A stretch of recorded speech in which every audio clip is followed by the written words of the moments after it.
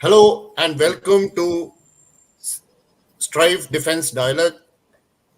Thank you very much, John Shankar sir. Today we are streaming this particular episode to Gunner Shot also.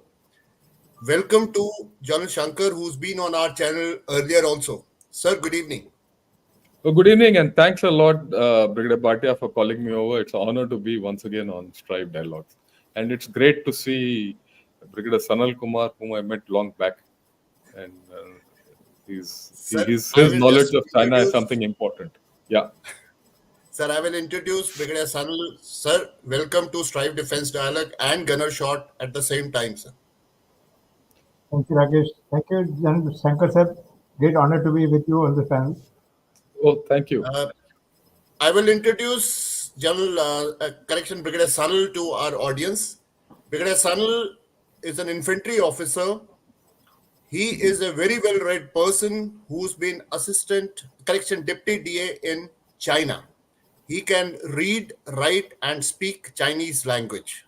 So we have a lot of inside information we're going to ask him because he can actually understand the mindset, because if you know the language, you understand the mindset better than reading it, the translated version in English. So today we will start with I have three questions for both the panelists, sir. And these three questions are as given on the slide. Do Taiwan election results challenge Chinese foreign policy? Will economic slowdown drive public discontent? And is the PLA combat ready? In all three cases, one by one, I will give the context, and thereafter I will invite the two eminent speakers, one after the other, to give their thoughts. Coming on to the first one, Taiwan election results challenge Chinese foreign policy. Last month, the elections in Taiwan were held, in which DPP, which is a pro-independence political party, came to power for the third time. But as the chart on the slide depicts, its popular vote has decreased from 57.13 to 40.05. Lai Chang-te of the more independence-minded DPP has been selected as the president of Taiwan. Is it a political and policy challenge to Xi? DPP's victory challenges Xi's narrative, who said that Taiwan is ultimately going to unify with China. Taiwan is also known, or the Chinese call it as the unfinished agenda of the Communist Revolution. Now, there is a possibility being expressed that will China take coercive military takeover and could increase his actions considerably, and is it possible that it may happen in 2024? I will first request General Shankar to give us his thoughts on will Beijing continue its freeze on political ties with Taiwan and escalate its military pressure on the island in this year. Over to you, sir. Oh, thanks a lot. I think we don't need this slide, so we can see each other's Yes. face better. Yeah. Yes. First and foremost, what I'd like to say is this election, you have to understand the results which you showed in that graph. It is not that the DPP or the Kuomintang has lost, their share of votes. It's more that the Taiwan's People Party, which is the new one, has gained share and it cut into the others. If that had not been there, probably it would have gone by the old results.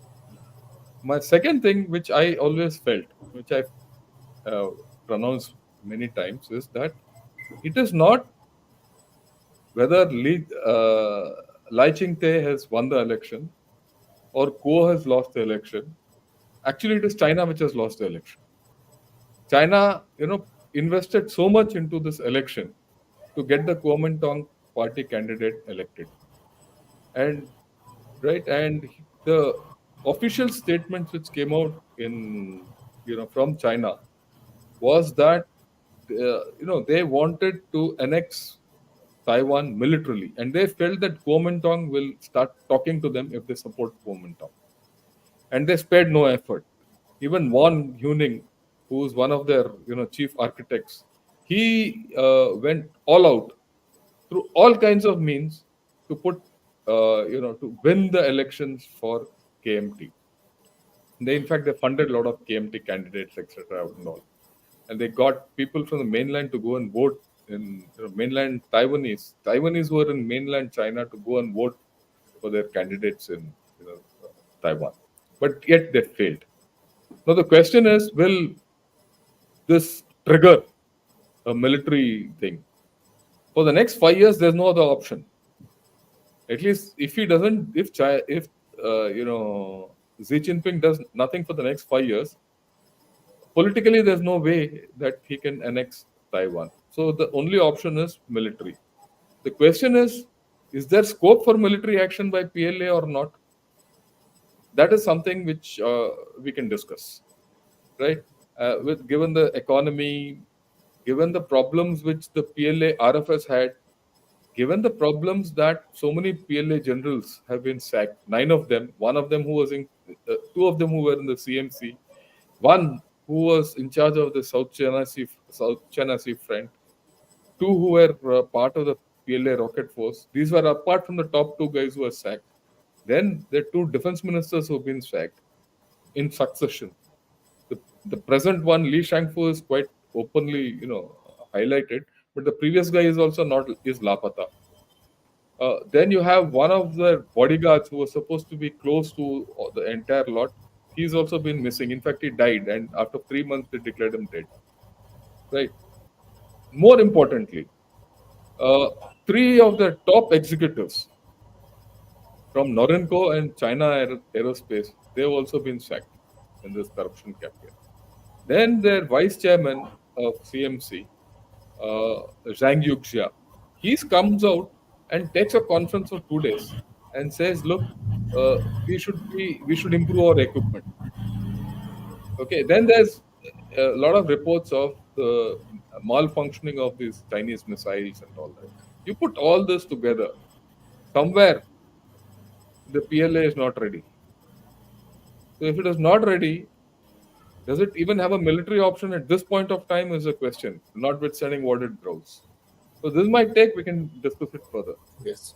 So may I request, Brigadier Sal, I'll also request you to add, sir, the military option, as Jan Shankar had said, it's not all round the year that they can go in for military options, because giving the choppy sea that is around in the Taiwan Strait, and given the political, the international for diplomacy as it works, sir, may I request you to enlighten us on this?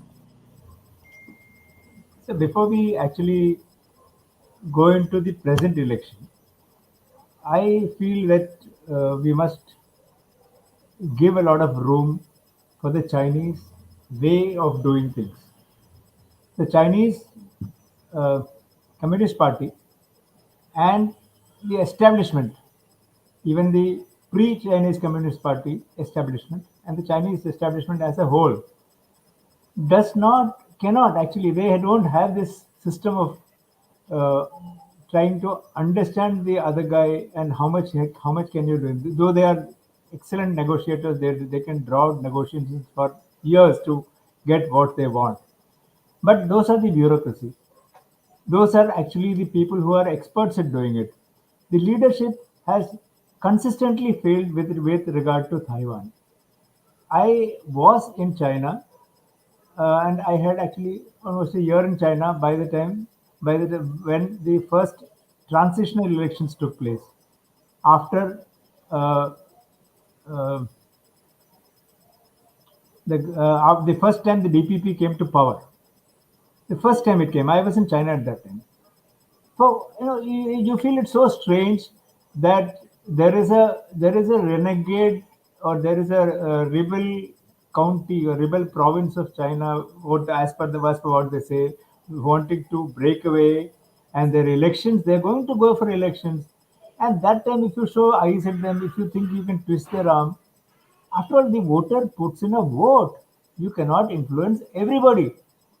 So what actually happened was they fired missiles into Taiwanese waters, Chiang Zemin was in power at that time. They fired missiles into Taiwanese waters, trying to browbeat the Taiwanese into voting for them. Unfortunately, and at that time, I must have been instinctively, or maybe I can't say I'm precocious at that point. At least my thinking was that no, if I were a Taiwanese, I won't vote for them. Whatever happens, you can't browbeat me into this sort of thing. So I made a in a little forum of our attaché group, I made a prediction that no, DPP will certainly win this. 100% they will win this. And I was sticking my neck out at that time, but it so happened that they won it, and they won it quite handsomely. And that first election was quite handsome. Correct. The general public did not really expect the KMT to lose with that sort of a difference, but it happened. Now, every election, after that, the Chinese have tried the same stunt. Now, one would expect that the Chinese, with the so-called, long horizon thinking, people who plan for 100 years ahead, people who have all those internal circulation studies that keep briefing the leadership, one would have expected that somebody would tell the leadership, "Yeah, please, थोड़ी देर के लिए quiet हो जाओ, then we will be able to get these things." It never happens. Possibly, the hierarchy it doesn't like being talked to in these sort of terms, and the people who are briefing them are probably toning that accordingly also. So this is something that I quite expected, that they will try to browbeat the Chinese and Taiwanese, and the Taiwanese would vote against it. Clear. The share that has changed is what, as General Shankar said, it is because of the third party that is coming in, which has split the votes. That is something that we are familiar with in India. All our elections work on this one famous formula of dividing the opposition. But what actually needs to be seen, and what I'm sure the Chinese establishment, at least the academics or the people who are looking at it are looking at this, there has been how many transitions of political power in China, in Taiwan? So many transitions without a single hitch, Yes. which means the people of Taiwan are quite happy to go on to this thing. This same establishment is going to happen every time that is happening. They're not going to be countered by some missile firing or some air exercise. They're not going to happen that. So So, that is, so, so in a way, sir, despite being under Chankashe and KMT or pseudo KMT rule for so long, the democratic norms are established in Taiwan, properly. So they may say that one country, three system, whatever it is, but do you think that public is not going to accept Chinese authoritative regime ever? my personal take is that they will not take the Chinese authoritative regime as it is. And the regime will have to mellow somewhere. Regime will have to adjust. Regime will have to publicly adjust. It is not just adjusting, publicly adjust to a more accommodative stance of the Taiwanese people. But Hong Kong I do doesn't not give a very encouraging exactly, signals. exactly. That is the reason why they will have to. That is the reason why I said they will have to publicly accommodate, because nobody is going to accept. They've seen Hong Kong. The world has seen Hong Kong. Taiwanese are following Hong Kong very closely. Correct. Taiwanese have seen how even the academia, the non-political academia in Hong Kong has been throttled. Yes. So they're not going to accept it, at least not so publicly. But while we say all that, sir, I need to put in two bits of codicils here, two small caveats here. One, the Taiwanese are as much Chinese as anybody else. So if you've seen today or yesterday or today, there was in Gaya there was a Taiwanese delegation which put a map of India which showed us sighted with China. But sir, No, whether I'm just making a point. The Yeah, you're right. Taiwanese He's right. Taiwanese are He's completely right. as As Chinese as mainland Chinese, because imagine basically they they're Chinese, so they have they to follow what whether it is Taiwanese, Tibet, mainland China, everybody will follow the same map, whether it is this one or nine dash lines. mainly they are the establishment, the main people of China, the establishment or the elite are of Taiwan are people who went from the mainland. They're Correct. not original Taiwanese. Correct. Correct. So that is Yeah, something if that I we have to no accept. no, if I may like to add, I would like to add what Brigadier Sanal is saying. This entire claim on the Indian territory was actually originated by Chiang Kai-shek during when KMT Exactly. was in power, Correct. Correct. right? And in the Taiwanese constitution, this is embedded that eventually they will have try and go back to China, retake it, and then try to capture all the lost lands. Correct, sir. This is in their constitution. So if you That's it. talk to a Taiwanese or anyone, they'll say, yeah, yeah, we'll say, but we have a constitution. So they have their constitutional obligations, they come out. Correct. Correct, sir. Right? But then, look, another point which I'd like to highlight here is that, Taiwan is supposed to be the seventh best democracy by something which I saw, right? In fact, the Indian democracy rates lower than the Taiwanese Much lower. democracy in terms of democracy, right? So I don't think in such a condition that Taiwanese will, like he said, go into and reunite with China in a communist China. They would rather go and unite with China when China becomes some kind of democratic or some democratic principles are there, right? And to that extent, there's a lot of feeling within China that if you usurp Taiwan or make concessions to Taiwan, the democratic virus will get into China, and then the Absolutely. Chinese communist parties fear it also to some extent. So there are two sides to this story. So, what happens to Chinese dream of Xi Jinping, sir, in that case? Well, he can keep dreaming. Xi Jinping wakes up. That's all that happens. One day No, he'll wake up from a bad dream. no, but see, the point basically is that the Chinese. I'm sure the establishment is quite aware that you can't you can't muscle this thing alone. There has to be some ways of dealing with it, and Hong Kong is a bad example. Correct. So they will have to find ways which are at least publicly better terms than Hong Kong. Correct. That said, Taiwanese have a problem. They are a small little country, a claimed country, which are so heavily dependent on the mainland for a lot of things. Yes. Their business is their investment, their foreign investment is So mainly in many mainland. so many things are they are dependent on the mainland, Correct. and the mainland has not gone one step backwards, being from being absolutely ruthless with them. So therefore, they also have to find ways how to work around it. Correct.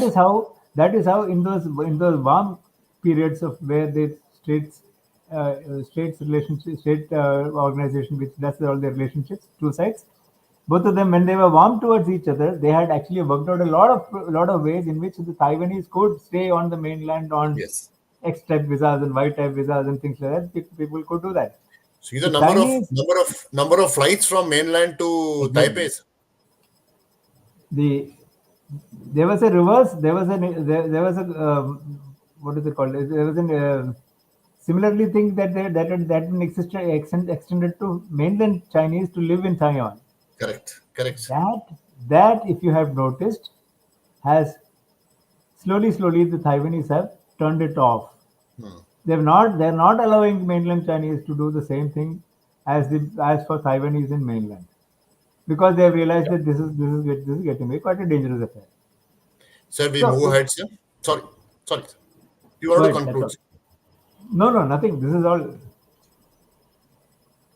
Sir, now we come on to our next thing, economic slowdown. Giving the context, sir, since 1989, the de facto social contract between people and the state was that people will accept party's authority, that is political repression, if I may use the word, sir, in exchange for rapid growth and prosperity. For decades, the party has delivered. Now, the traditional engines of growth, that is real estate and construction, is in decline, basically because of pandemic lockdowns, which has impacted businesses, and consumer confidence has been badly hit. More importantly, all the Chinese who are under the age of 40 have had no experience of economic recession in their lifetime. There have been protests, and as you see in the pie chart, home buyers, which is in blue color, that is 26.62, construction 28.19, transport, manufacturing, and others. There's been cases of 2,153 officially. After June 23, the Chinese have stopped publishing these figures. There was also a case where protesters, most of them college students, gathered to demonstrate against the party and they shouted, "Down with the CCP." Now, this is unusual for us who are reading about China's. Sir, my question is there a real chance that instances of public protest and other signals of discontent will increase in 2024? And also, please link it with events such as death of Li Kai-ching's have the potential to become flashpoint for broader public or elite dissatisfaction. Sir, I will invite Brigadier Sanal first. Okay, the conventional view is that public protests are against the establishment and that the establishment gets worried about it and they control this thing. I have a different take on this. Firstly, China is, if not already there, it is probably striving to be the ultimate surveillance state. You cannot actually think of a anti-establishment, anti-communist party thought sitting on your morning toilet seat without the communist party picking it up. It is very difficult. So organizing a major protest against the Communist Party is going to be very difficult, very, very difficult. Networking it is extremely difficult. That is the execution portion of it. But all these protests, if you look at you look at the numbers of protests, and there is a lot of glee when people talk about there has been 2,000 protests and 4,000 protests. Oh, if you come down to Trivandrum, I think I can show you 4,000 protests in 1 month. Not a big thing, not a big deal. But that is because we are a raucous democracy. We are allowed to do that. We can shout at everything, and we can show black flags at Narendra Modi for coming here, and not that normal. This is normal. In the Chinese, it is the system allows you to make these sort of. I mean, they encourage it, but they allow you to make protests up to a certain level, not beyond. That levels are what you see mostly in the pie chart that you see is all up to a certain level only. That level does not go beyond a certain administrative or a political level. So I think while we should feel concerned that this thing will happen and this thing will upset the political equilibrium, it does not actually. The emperor is quite well ensconced in the ramparts of the Chinese establishment. I don't think it is not much of an established issue. And economic situation, the Chinese are the ultimate survivor state. Today, the Chinese are far, far, far better. The average Chinese is far, far, far better off than what they were when their grandfathers were around. And their grandfathers are still around mostly to tell them that we had a very bad time. Lot of it is documented also. So personally, if you ask me, I don't think it is not good. It is the economic slowdown is going to shake the establishment in Beijing at least. It can cause tensions at lower levels. It can cause working problems at lower levels. It can cause economy. It is a cascade. Once it starts off, it can cascade. It can snowball. It can do the avalanche effect can happen. That can happen. But till that avalanche actually hits, I do not think the central establishment is even worried. They have the establishment in place. I'll add to it, sir. It is actually, if the economic slowdown is there, the person who are going to be affected the most are the elites. They are the one who also form a opinion amongst people, sir. Like any other country, if the elite is not happy, do you foresee any troubles for the parties? There is no indication that we can get to say that the elite are not happy. Elite would have been happier if the economy was thriving. Yes, In 2016, 2014-15, the elite would have been very happy. In 2010, after the economic problems, elite was probably patting themselves on the back, saying that Chinese model has worked. we served. Agree, but the elite are not yet unhappy because they have not been. I don't think they have been affected to that extent. The lower Yeah, level, I go with what Brigadier Sanal is saying. The elites, it's a matter of having, 10 million or $9 million. That's the difference. So the elite have made their money, they've stashed their money, they'll use that money and they'll be happy with what they have. The problem for China is that their slowdown in the economy will slowly start affecting the lower classes. right, Right? At this point of time, it is not there. We have to remember this protests and all that. Like important point which Brigadier Sanal said, they don't have the networking. People down below don't have the leadership to organize a protest. Beyond a point, do they have protests fundamentally come from political leanings and political ideology and free thinking and all that. That is not there, so there's no leader to carry out protests. And whoever the leaders, whenever there's a small, you see why China allows these small protests. The moment a protest happen, and invariably a leader comes out of it, that fellow is the first chap who's picked out. So the next protest is also there's no leader. Every time a leader comes, he's picked out of this protest. So the protests are controlled, and then surveillance state and all. Protest wise, nothing will happen. But what will happen is people are becoming poorer. As people become poorer, they have not reached the threshold where they'll suddenly rise and revolt. There's no hunger, there's no famine. And okay, today the grandfathers are there to say so. But what about the next generation? Okay, let this continue for 5-6 years more, and I don't see how this will come out of. China will come out of this economic slowdown. And then that is when you'll start seeing people getting affected. That's the first thing. The second thing is the entire business of economic slowdown, property sector collapsing, export collapsing, geopolitically, there's lack of trust, hence your manufacturing is collapsing, has to be linked with one major thing. What is that major thing? That is their demographic decline. People are wishing it away. The fundamental fact, and this is something which I just saw today, you'll be surprised that the number of aged people over 60 today, if you compare India and China, they have double the amount. Can you imagine?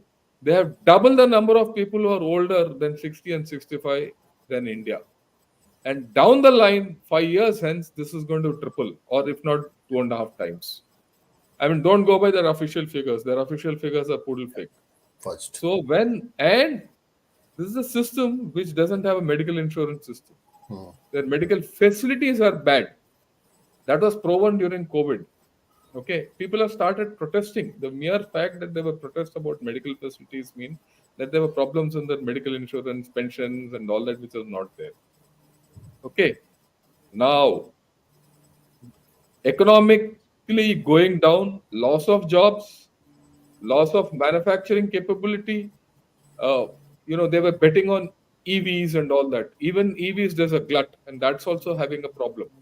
So if you look at that, then the other countries like EU and USA, they are going pretty strict on the imports. They are to a large extent dependent on China, but they're not. Correct. They've got a lot of problems. They've started putting sanctions on firms which are exporting to Ukraine. So if you see the whole thing, that export market is going to dwindle in times to come. Okay, with this relocation and all that. So what is the regressed effect? The regressed effect is the population is going to get poorer or less affluent by the day. As this goes and the demographic decline starts taking effect, I think the first chances of anything, indications you'll see are around 2030 and 35, not immediately. 2024 and all, there's no effect at all. But Okay, so there'll be none. In fact, there's going to be hardly a thing. Why I say that?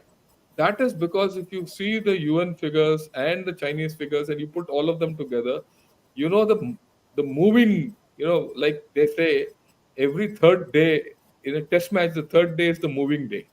correct. So this entire business of population, decline, etc., etc. What is the moving day or the moving period? And the assessment, as far as I am concerned, is between 2030 and 35. That's the time when the danger is around. And for the next 5 years, Xi Jinping is going to continue. He's not going to change. And if anything, he's going to go this way even further. Where do you see India in 2035, sir? Vis-a-vis China, sir? We are talking of China, so let's No, look at that's that. what I'm saying, sir. Sir, just India for will the progress. There's no we will full stop. continue to progress. So, is We'll there continue a to progress. possibility of parity at that time, sir? No, will not. So the point is, with this economic slowdown, and okay, you look at India, that a lot of business has gone to India and India has taken off and all that. So the internal dimensions of China will have to be watched. Right? The internal dimensions of China have to be watched closely. The indications are there. Let's see how it rolls out. Rahul. Rakesh, do you have time? Yeah, yes, sir. Please go ahead. Yeah. If you have time. Sorry, sir. Have you finished? Yes. Sir? I'm sorry. Yeah, Please go ahead, sir. There is another small aspect that we need to worry about, or we need to consider or take into account when we talk about economics driving political destabilization. Two things. One, Chinese through history has been China has been a centralized state. Through history, they have never had a system in which they had 600 princely states like in India we had. Huge country. There probably was a at least a titular vassal of the Chinese emperor who was ruling over Xinjiang, titular vassal or a guru of the Chinese emperor who was looking after Tibet. But everybody was looking at China as the central power. Beijing or Nanjing or Shanxi, wherever that whichever was doing at that time, they were the central power. So the people of China also, actually speaking, do not have too many options. Where do they go? They do not have a Congress party and a BJP or a SP or a equivalent. They don't have these things. So the problem is, that is why, if you remember, there was that famous Falun Gong story where so many people were rounded up, and after all, it was a small little religious cult. Actually, in India, we wouldn't have even thought about it. People have so many things happen. But it is why that crackdown happened was principally because this was an organization which was going across the country, growing across the country, getting roots in different parts of the country, and even going international. Yes. That is why they decided that this should not be allowed to survive. So that problem for the average Aam Aadmi in China, Lao Paixing in China, he doesn't have an alternative. That is what the Communist Party actually ensures by cutting out everything else. Yeah. Nobody else. Absolutely. So we go ahead. Is the PLA combat ready? Is my next question, sir. Giving the context, sir. Of course, there's fear of loss of party control over the military. There is allegations of corruptions. Corrupt practices are draining the resources and also affecting the troop morale. Like Jal Shankar had in the initial stages had summed up, we are just two former CMC vice chairmen. They were purged. Deputy Chief of Joint Staff Department Wang Jiaping was purged. The serving senior officer under investigation Lai Xiangfu probed over irregularities in military procurement. State councillor, commander of PLA rocket forces, along with his serving and former deputies, were all purged. In fact, in rocket force alone, there were 15 purges which has taken place in last few months. So with all this things, how do you see the present state of PLA? Is it combat ready? May I request General Shankar to please start, sir? Look, every army is ready for a combat the way it is. Okay. So I will not say it is not combat ready. It is a combatant force, and they have taken up to arms whenever they have had needed to do so. But the thing is it combat ready for what? Is it ready to take up a major operation against India? I don't think so.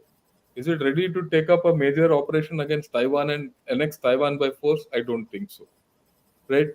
Is it ready to overpower Philippines, or rather grab a few islands in South China Sea? It might well do so. So it's a matter of relativity. Now, I've always felt that there's something new always in the PLA. You don't think about it. What is something new? You always find because of these purges there are new leaders at the top. Okay, they're always trying to induct new equipment. Okay, every time you see there's a new equipment being inducted, so there's a new equipment being inducted. We know that every new equipment which is inducted takes time to stabilize. Correct. It's not easy. You need to get people. Then their conscripts are always new. Okay, the roles are new. If you see in the past 50, 60 years, right, the roles of the PLA have changed from just mainland defense. Now they want to conquer the world. They don't have the capability. They don't have bases. So there are a whole lot of incompatibles.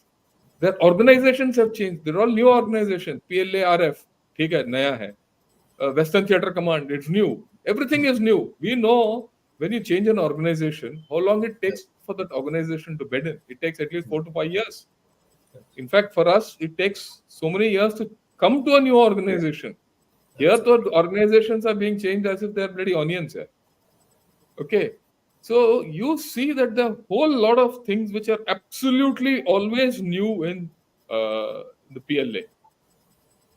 Okay, new leaders, new conscripts, 2 years conscription service. We scream so much about this Agnivir. Just think of this nation. Every 6 months there's a conscription thing, and every 6 months half the army is leaving. What is the turnover? And if you've seen these fellows across the LAC, I've seen them in Sikkim. I've seen a few in other places also. In fact, in Three Devils. They don't seem very Military professionally competent. So you put all these things together, I think the PLA is a bit of an overhyped force. Okay, it's overhyped. It's got a lot of equipment, a lot of money is going into it, a lot of things are going into it. Simultaneously, there's a lot of corruption coming up, right? And there is also the fact that there is a lot of question marks on their equipment. I mean, forget the equipment which they have. Look at the equipment they're going to Pakistan. Look at the equipment they're going to Bangladesh. Look at the equipment they're going to Myanmar. Look at the equipment they're given to many African countries. And these are open source things. That they're not done well there. In fact, half of them are not working also. Then you also look at their performance in UN. I keep telling everyone, there was this case in UN in one of the UN forces. Sierra Leone, where these Chinese chaps ran off, and it was the Indian battalion which saved those guys, right? And there are hardly any combat actions they have taken in UN. Yeah, they have not taken. They've not been in combat for the past 79 onwards. 79 onwards. And you'll just think, everyone says invade Taiwan. Just think. The invasion of Taiwan is almost similar to the invasion of Normandy. In 1944, when Normandy operation was undertaken, the Allies used 7,000 ships across 18 ports. Okay. And they carpet bombed Germany and all important lines of communication in France for 1 month. So that is after that only they could do this landing in Normandy. Do you think this can happen today? And what you said, rough seas, and you can't do that every month.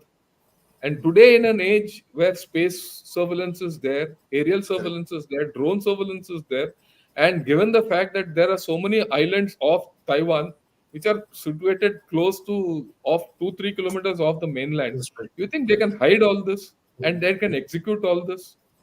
So it's a question mark. Also, look at the reaction when you occupied Kailash Range. When you occupied Kailash, till the time we occupied Kailash Range, they were showing all eyes to us. Hmm. The day you occupied Kailash Range, they came to their heels and they started talking peace. Not only that, what is not well known, right? But everyone has seen it. They broke their own bunkers, which they put on this side of the LC, and went back 9 kilometers to the other side. So that gives you an indication of PLA. We must remember the Chinese would prefer to play go and squeeze you rather than fight with you. Because they want a victory without fighting. Where there is fighting, they will quietly start negotiating. I mean, these are my views. So, combat ready has to be seen from situation to situation. Sir, Brigadier Sal, sir, your views, sir. I look at it slightly differently. One, the main point which the PLA differs from most other armies is this point about not having people with adequate hands-on experience, people who have not done things in tech. Add this, or maybe the first point, maybe what we should actually talk about is that it is not a national army. PLA is not a national army. PLA is a party's army. So, as a party's army, its responsibility is not towards the People's Republic of China, but towards the Chinese Communist Party. So, their focus is towards maintaining the lead position, maintaining the power structure, maintaining the establishment of the Chinese Communist Party, not so much about the country. That is the first. From that comes down to this point about what will uh, hinder or what will affect the standing of the Chinese Communist Party is what your missions, the PLA's missions would come out to, roles will come Right. out to.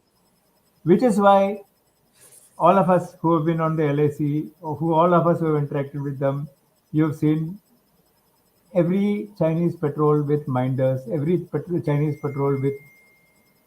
I mean, you don't get the same reactions from the Chinese as you would get from an NCO and on the our side.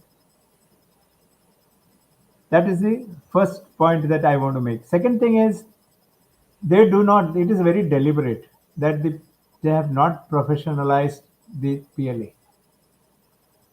That they have not professionalized the PLA is a very deliberate action. Once you professionalize an army, it develops identities of its own. It starts defending its identity. It starts demanding things for its identity. It demands. It starts telling the government or telling the people of the country that this is how what we are, which does not come up to our first point. It is a party's army. Everything that what it does, it should feed into the party's picture of the whole thing and not so much the country.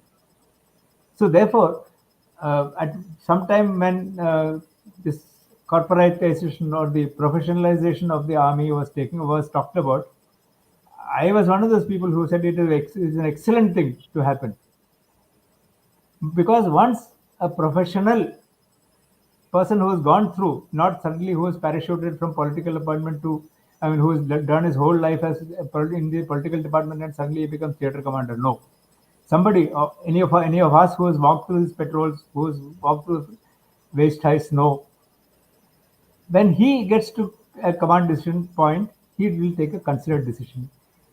There will be no foolishness. There will be no party things. There will be no. If there is a thing we have to talk about, we can talk about it as equals and people who understood this whole game, which does not happen at this point of time. So to that extent, I completely agree that it is not a professional army. So therefore, really, uh, whether they are combat ready for this and that, we don't know. Really, we don't know. When we talked about invasion of Taiwan, and then Shankar talked about all 47, 18 ports and so many troops. The first incident after Chiang Kai-shek relocated to Taiwan was a battle of what they call Kuningtao. Kuningtao. Kuningtao is a small little island of Thailand.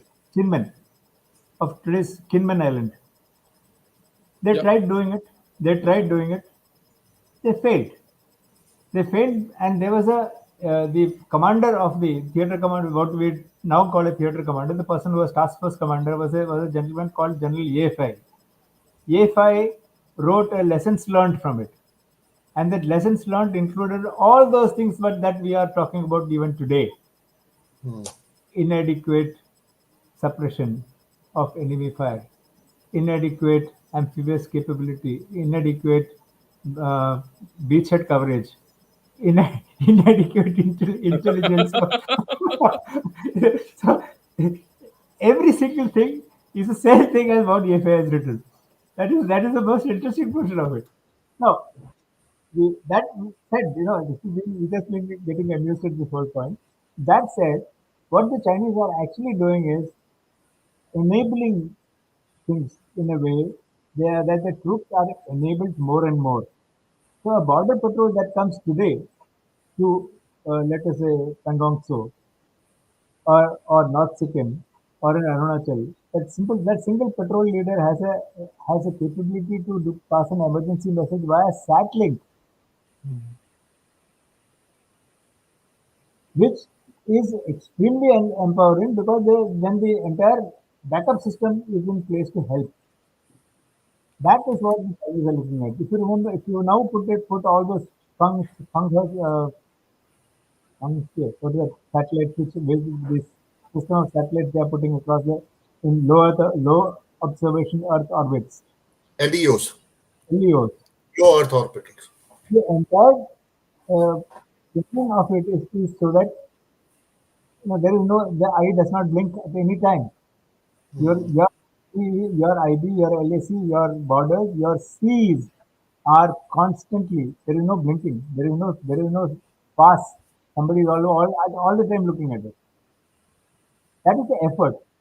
How that translates into combat capability, how that enables combat troops, we'll have to see.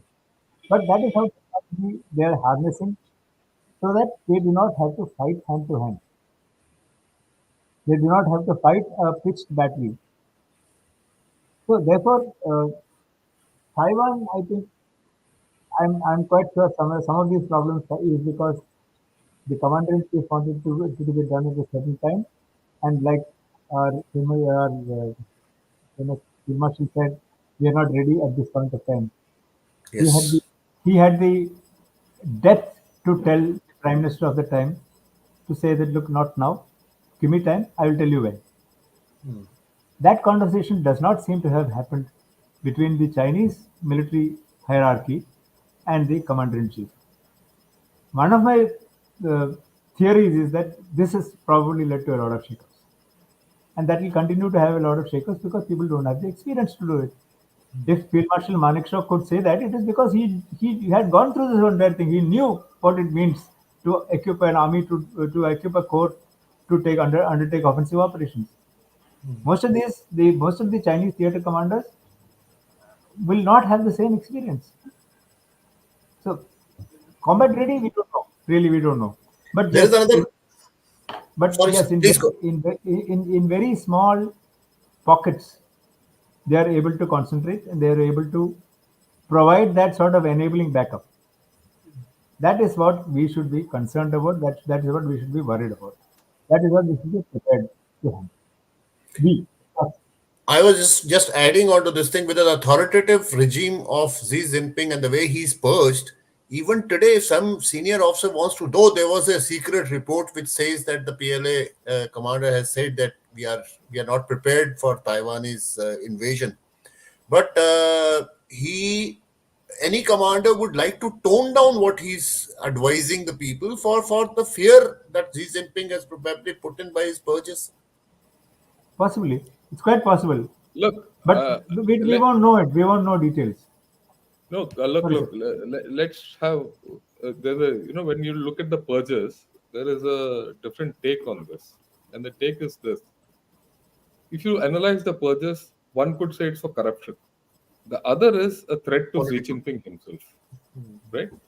That's it. There's a threat, and that is very clear because Xi Jinping has been going more by train than air of late, wherever he's moving. Okay, and of course, if you remember last year, there were also rumors of a coup and all that. Correct. Okay, so there is a problem there.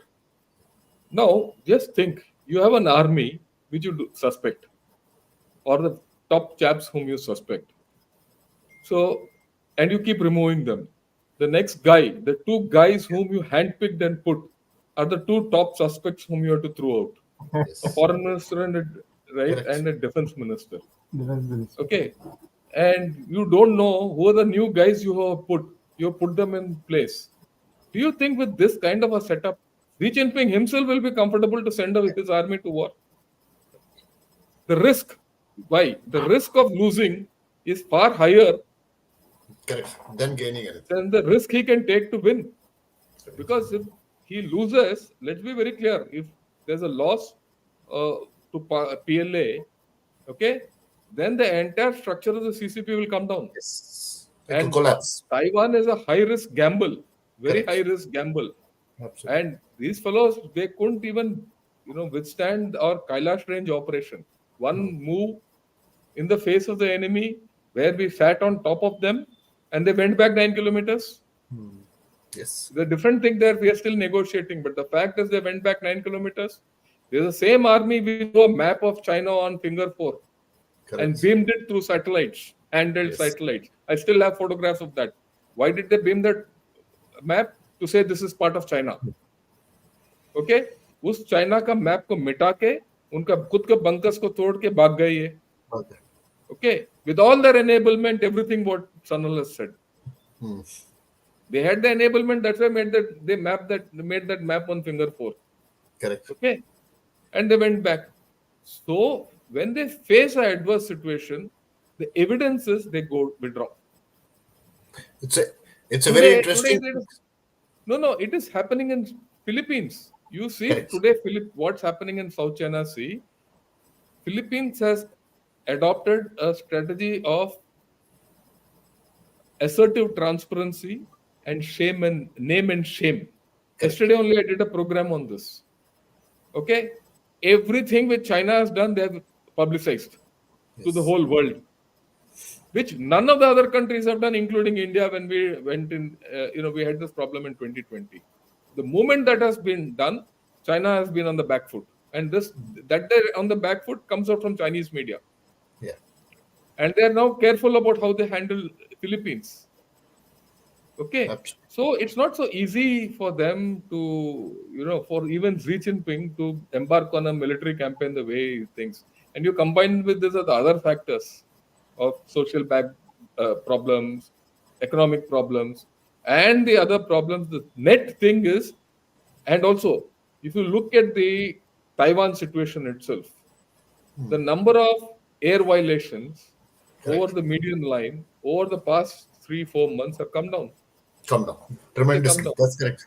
Tremendously. Okay, So so there is some story which is there which we have to be very clear of. we actually need to further corroborate, sir, if there has been any equipment failures because of the air violations. Yes. Yeah, I agree with you. So we shouldn't hype this Chinese threat. Sir, with your permission, can we take on the questions? We have. One last quite a- point I want to Yes, make. sir, please.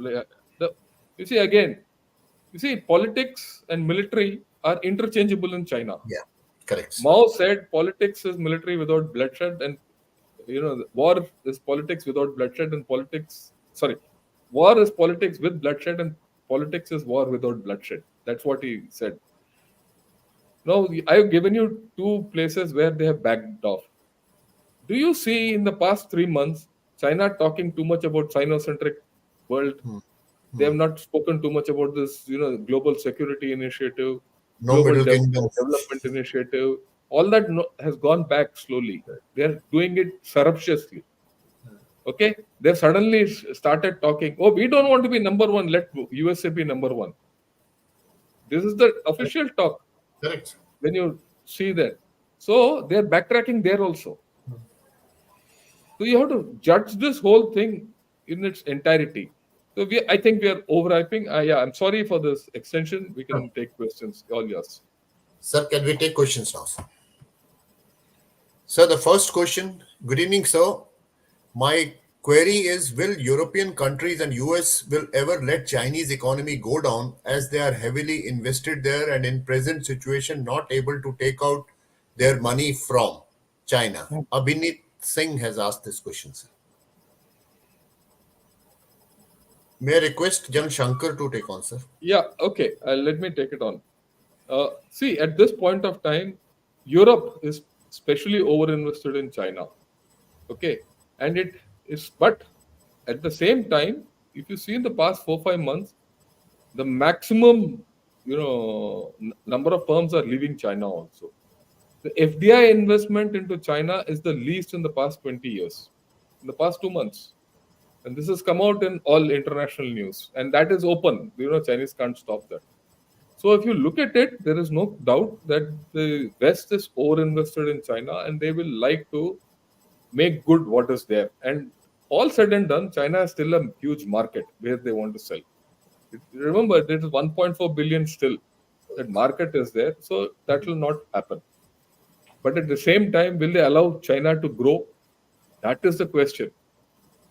The question is not whether China will collapse or anything. Will China regain its economic mojo is the question. That they will not allow. If you see, just last week, there was talk between, in the Munich conference also, right? The EU was not very kind to China in the way they were saying. It says, unless you change your track, we are not going to do business with you. Definitely no this thing. And in fact, they've tightened their import controls from China into Correct. EU. So I don't think it's a matter of that they'll fall. At the same time, I don't think China will also collapse. I mean, this business of China collapsing is off the charts. But China getting back to its mojo is also off the charts. Sir, Brother Sanal, sir, you want to add, sir?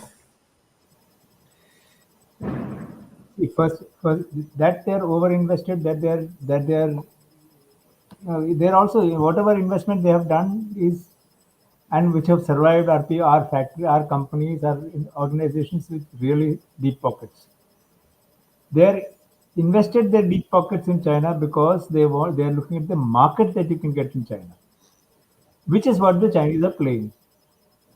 So this will be a game that will go on. It is not going to. So therefore, to say that the European countries or America will allow the Chinese to collapse or will not allow the Chinese to collapse is not. It is not about allowing or not allowing. It is a thing about how you manage, how each country will manage it to their advantage. To their advantage. Sir, we go on, sir. There were a lot of questions. I'm sorry for. Don't Shritik worry. has, Take your time. Shritik has said, what is the realistic view of the US commitment to defending Taiwan? This was my question also. Since I saw this, I didn't ask, sir. What actual stakes does the US have apart from semiconductors, which are shifting out anyway? Maybe a cat's paw to rein in PRC. Sir, Brigadier Sanal, sir, then General Shankar, sir. Yeah. The words that you used are probably most explanatory. As far as the West is concerned, the word cat's paw is the thing. Taiwan is a cat's paw to assess, maybe dominate, or maybe control Chinese actions, reactions, and growth. Definitely, 100%. So the American commitment is to one China. It is not to mainland China. It is not to Taiwan. It is not to Republic of China. It is not to People's Republic of China. It is to one China, and they have left it delightfully ambiguous. What is one China? They refuse to define it. At every point, they have refused to define it. And when a country refuses to define something, it obviously is angling for its own defining it on the way it's advantageous to itself. So we just look at it that way, that America is not sworn to defend Taiwan till the last American. It's not going to happen. What is going to happen is probably that they will support it till to the extent that they find it economically viable, they find it politically useful, and make some money in the long run. That's it. I don't think they are more committed towards the existence of Taiwan beyond. So you want to add, sir? Yeah, you have to understand why USA or USA is more interested in Taiwan at all. Capture of Taiwan by China allows it to break that first island chain. The moment that first island chain is broken, then the Chinese Navy, the way it is developing, gets deployability outside. Today, they have to go through all straits to get even deploy. Their aircraft carriers also can't go out very easily for what they're making. Okay. Now, like what Sanal said, I completely agree with him. No one is going to defend Taiwan. If you see China, US game, the game is very simple. It is to prevent China from invading Taiwan. Yes. The best defense of China is not of Taiwan is not to defend it in a fight. Is not to allow China to invade. And for that, they have gone and sat in Japan. They've gone and sat in Korea. Now they're gone back into Philippines, Philippines. right? And they're now doing patrols in South China Sea. They've come to you. The moment they strengthen you, and China is pretty worried about Indo-US relations, whichever way you look at it. You might say, no, they shouldn't be worried, but they are worried. Okay? Like you are worried about China-Pakistan relations, they are worried about India-US relations.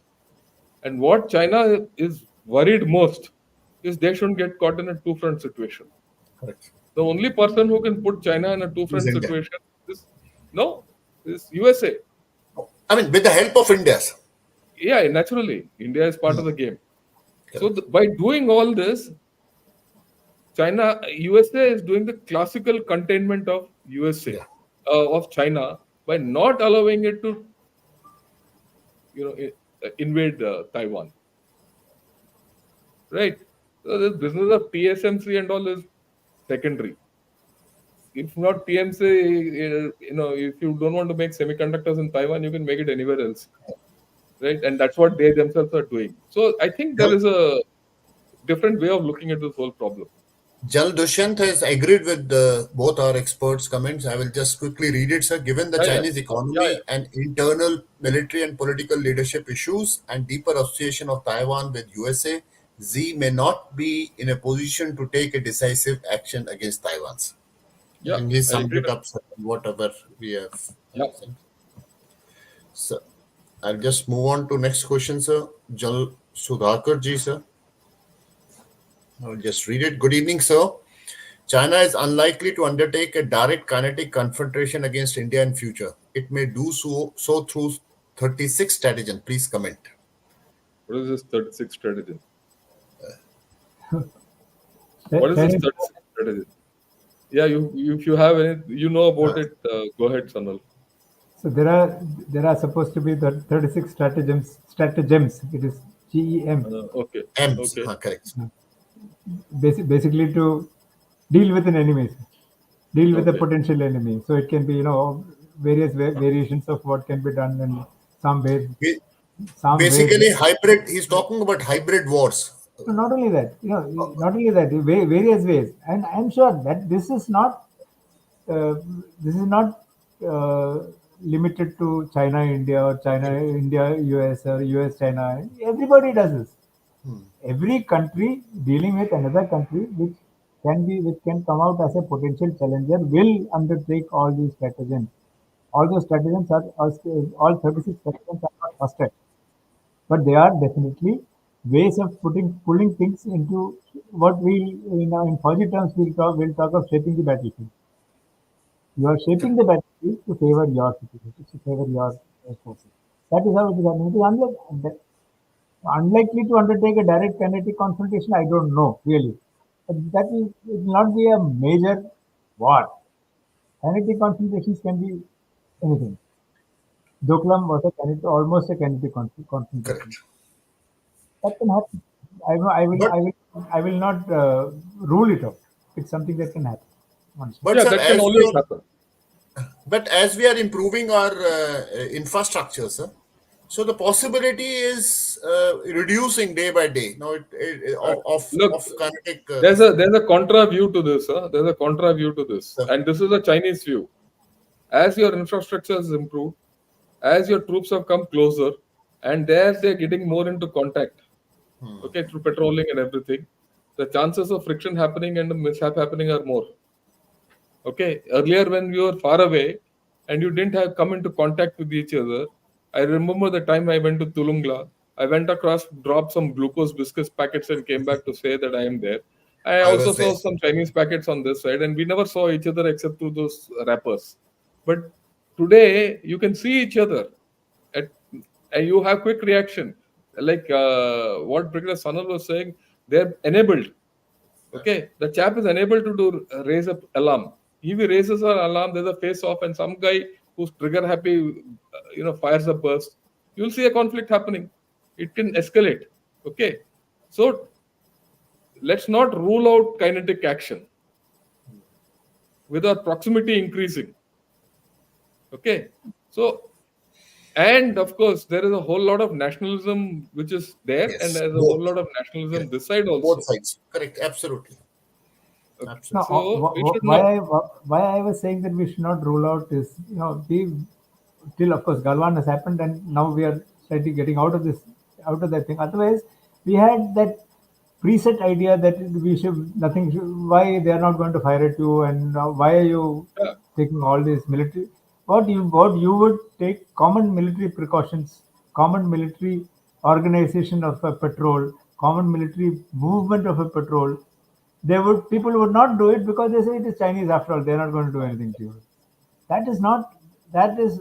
I mean, that's something that as infrastructure goes up and as troops get closer, that is something that at least we will have to reinforce at every possible occasion, because tactical mishaps will happen, are likely to happen and will happen. So that is something that you have to be prepared for. If you are prepared for it, you won't have casualties. That's all. So next question is from Sam Keating.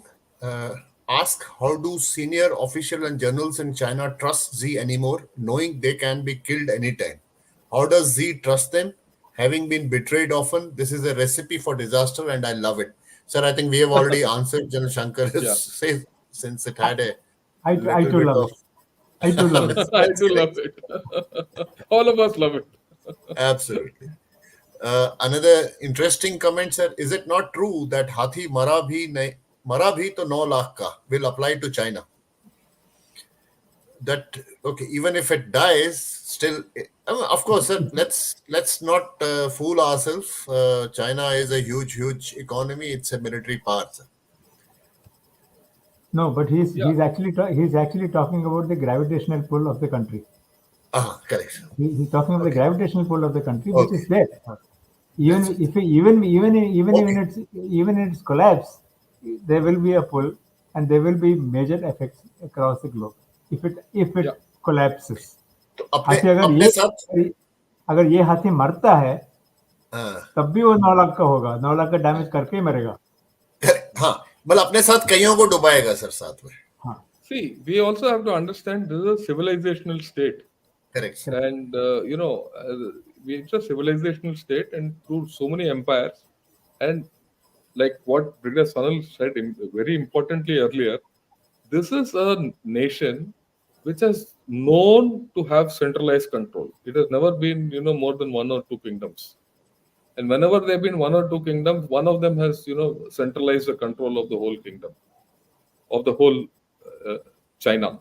Whether their thing in Nanjing or, Beijing or Shanxi, where their capitals were, that's a matter of difference. So this Hathi can't die. I mean, I will put it the first way Yes. thing is this Hathi Yes. won't die. Correct. You can't wish it away. You can manage it. Okay. To think that it will collapse, it will not. It will slowly deflate. हाथी week हो जाएगा but हाथी रहेगा ये. Waxing वेनिंग चलता रहेगा sir. Yeah. Sir, we'll take this last question. We are running out of time. I think Jan Shankar sir, he's asking you directly, sir. You had Yeah, stated yeah. earlier that control of Taiwan is an open path to enter into the Pacific. China will therefore try to control and unify Taiwan as long It's as a not As a true. long long-term term. strategy. I think in the Yeah, I same said that. vein you have already explained it. I said that. I said that. And he will try. That's what he's trying. Look, the best option for what is the best option for China? Not to fight a war. Correct. Subvert Taiwan politically. Okay. And there are reports, mind you, there are reports which suggest that the Taiwanese army is dominated more by KMT people Correct. who are not prepared to fight. So Correct. if you can, subvert the Taiwanese army, all what we are talking is zero. One fine day they'll walk in there with the least effort. Okay, and then they'll bargain. And then once that happens, the road to open Pacific is open. All the passes are open. But After all, I don't then know, you'll sir. have a Chinese base and KMT has been in power earlier also, sir, on two occasions at least I recall. But they didn't make any much of a concession to the mainland, sir. see, even now Other they'll than not make a probably, concession.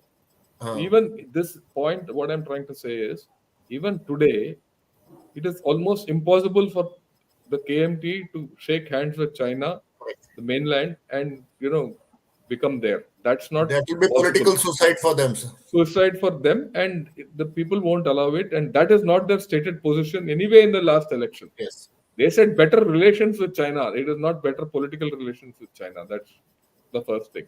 But if China subverts the politicians in some manner, some political subversion takes place, and subversion of the Taiwanese army takes place. And remember, we are talking of 2-year conscription in China. Here you have reservists who don't last for even 3 months, 6 months, 1 year. Okay, and they don't. People are not interested in joining the army. If that subversion takes place and that weakens, then it is victory without war.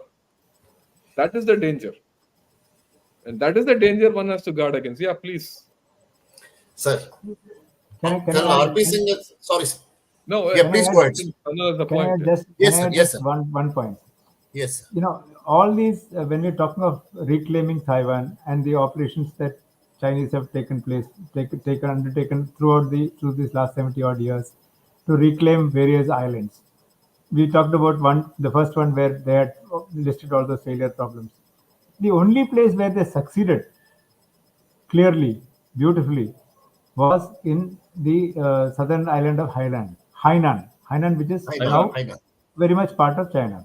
Correct. Hainan was not part of mainland China Correct. when the communist revolution happened, when they came to power. That is the one place where they actually undertook a military operation and captured the place.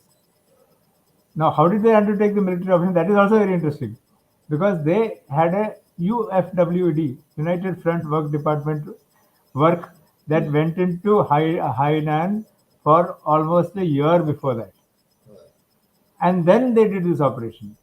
So what then Shankar just said about how it can be subverted will be what we have to look at. That is a problem that we will face when villages get populated along the LAC also. Border. Sorry, yours. Yeah, please. Yeah, I agree. The Chinese mode is subversion. We should remember that's the strongest weapon. Okay, and if you know that, the rest everything falls in place. Sir, Colonel RP Singh has asked this question. After our action on Kailash Range, we had proved that what we had and we can. Then what for are we waiting to regain lost territory since 4762 and Galwan incidents? Yeah, Bede Sanal sir. I only wish we could just do that. If wishes were horses, yeah, we would have been all over the race course. Unfortunately, sir, it is not. It's not all that simple. I am sure, as a senior officer, I'm sure you will know it more than I yeah, do. yeah, yeah. Look, it's a matter of political ability. First and foremost, politically, you Correct. should be clear that you want to do it. Let's talk. If you don't have that political ability, there is no question of the rest of the abilities falling in place. Correct. Right? The political will. Here we had an incident in 2020, and it's been now 4 years since we had that. We've still not named China. Okay. I'm not blaming any party, but that's the way our national polity is all about. Okay. You look at it, I'll look at it from a slightly different point of view. It was the present government's manifesto, Paul manifesto, that we will, scrap Article 370. Okay. And they scrapped it. It was the political will which enabled them to scrap it. But it was not their political manifesto or their party manifesto that they'll retake POK or regain Aksai. Is it there? It's not there. Why? Politically, we are not ready for it. So the first step to go there is the political clarity that we want to go there. Now, to get that political clarity, right, you need to have the military strength. Do you have the military strength to go there? You don't have. Let's be very clear. We don't have as it. Okay. It is not only the military strength along the border. You need to have military strength in the IOR also. It is not just one size fits all. Now, once even you have all this, you need to have the geopolitical strength to do that. That's the third aspect. And the fourth aspect of this is you need to do this when China is not able to defend that area. Okay. That means you have to have the capability to create a two-front situation for China somehow. That means you have to, that's why it gets back to that whole story of geopolitical situation. Absolutely. Where do you have that capability? If tomorrow, let's say hypothetically,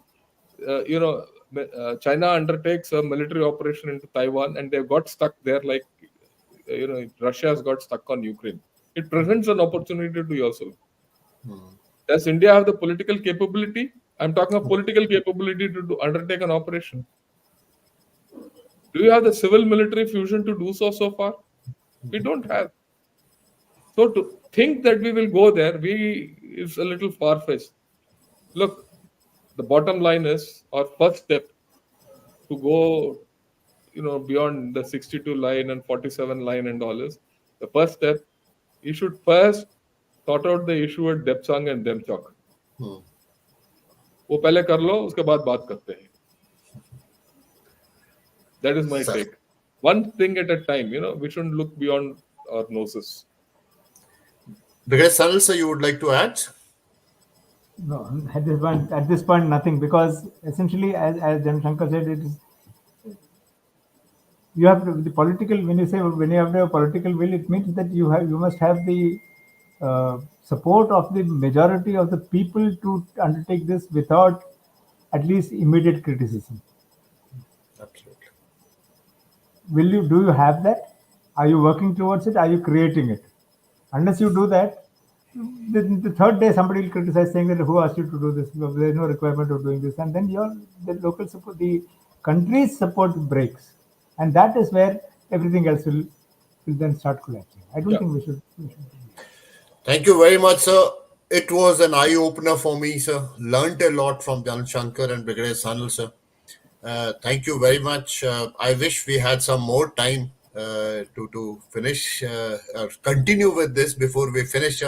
Sir, I'll request both of you to please keep giving me time. We will find out new subjects. And Jan Shankar, sir, especially to you, sir, you have permitted us access to your channel, and I'll request the audience to please like, share, and subscribe both the channels and encourage us so that we can bring in more and more guests and new subjects. Sir, one last word from you, Jan Shankar, sir. Yeah, it's been a great conversation. It's been a great thing that we met Sanal after such a long time. I last met him just when he was about to go to China, I think. After that, we lost touch with each other. And of course, it's a pleasure to continue my association with Stripe. So all viewers, today you heard a completely different kind of a conversation, right?